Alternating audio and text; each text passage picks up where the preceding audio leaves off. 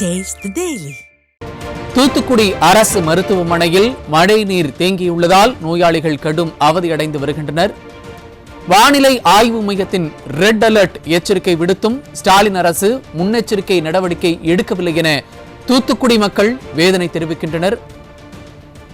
அதன் விவரங்களை வழங்குவதற்காக நமது செய்தியாளர் சிதம்பரம் இணைந்திருக்கிறார். அவரிடம் கேட்கலாம். வணக்கம் சிதம்பரம், விவரங்கள். வணக்கம் சார். அதாவது தூத்துக்குடி மாநகர பகுதி மற்றும் மாவட்டத்தின் பல்வேறு பகுதியில் நேற்று அதிகாலை முதல் கனமழை பெய்து வருகிறது. தூத்துக்குடி மாவட்டத்திற்கு நேற்று ரெட் அலர்ட் விடுக்கப்பட்டது.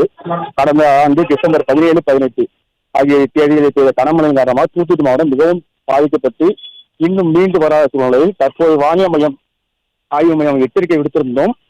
ஸ்டாலின் அரசு எந்த ஒரு முன்னெச்சரிக்கை நடவடிக்கை எடுக்காத காரணத்தினால் இந்த தூத்துக்குடி அரசு மருத்துவமனை வளாகத்தில் மழைநீர் புலம்போல் தங்கியுள்ளது. இதனால் அங்கே நிறுத்தப்பட்டிருக்கும் இருசக்கர வாகனங்கள் அனைத்தும் நீரில் மூழ்கி இருக்கிறது நமக்கு பார்க்க முடிகிறது. இந்த இடம் தூத்துக்குடி சுற்று வட்டார பகுதியை மக்கள் தூத்துக்குடி அரசு மருத்துவமனை தான் அங்கே சிகிச்சைக்கு வருகின்றனர்.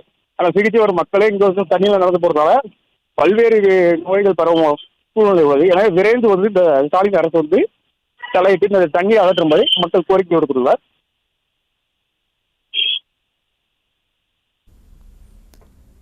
விவரங்களை வழங்கியமைக்கு நன்றி சிதம்பரம்.